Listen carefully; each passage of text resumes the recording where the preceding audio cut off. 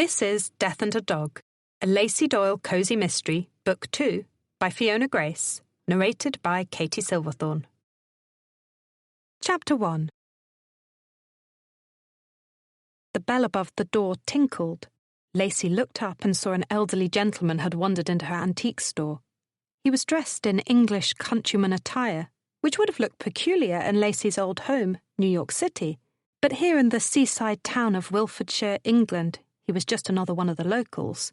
Only Lacey didn't recognise him, as she now did most of the small town's residents. His bemused expression made her wonder if he was lost. Realising he may need some help, she quickly covered the mouthpiece of the telephone she was holding, mid-conversation with the RSPCA, and called over the counter to him, "I'll be with you in just a second. I just need to finish up this call." The man didn't seem to hear her. His focus was fixed on a shelf filled with frosted crystal figurines. Lacey knew she'd have to hurry her conversation with the RSPCA along so she could attend to the confused-looking customer. So she removed her hand from the mouthpiece. "Sorry about that. Could you repeat what you were saying?" The voice on the other end was male, and he sounded weary as he sighed. "What I was saying, Miss Doyle, is that I cannot give out details of staff members. It's for security reasons. Surely you get that." Lacey had heard this all before. She'd first called the RSPCA to officially adopt Chester, the English shepherd dog who had more or less come with the antique store she was leasing. His prior owners who'd leased the store before her had died in a tragic accident, and Chester had wandered all the way back to his home. But she'd gotten the shock of her life when the woman on the other end of the line had asked her if she was related to Frank Doyle, the father who'd abandoned her at the age of 7.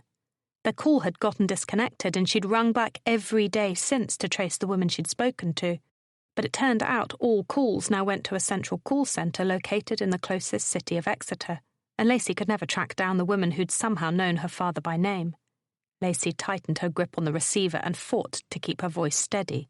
"Yes, I understand you can't tell me her name, but aren't you able to transfer me to her?"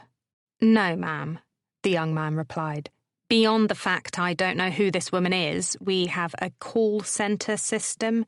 The calls are randomly allocated. All I can do, and have done already, is put a notice on our system with your details." He was starting to sound exasperated. "But what if she doesn't see the notice?" "That's a very real possibility. We have tons of staff members who work voluntarily on an ad hoc basis. The person you spoke with before might not have even been into the office since the original call." Lacey had heard these words before too, from the numerous calls she'd made, but each time she wished and prayed for a different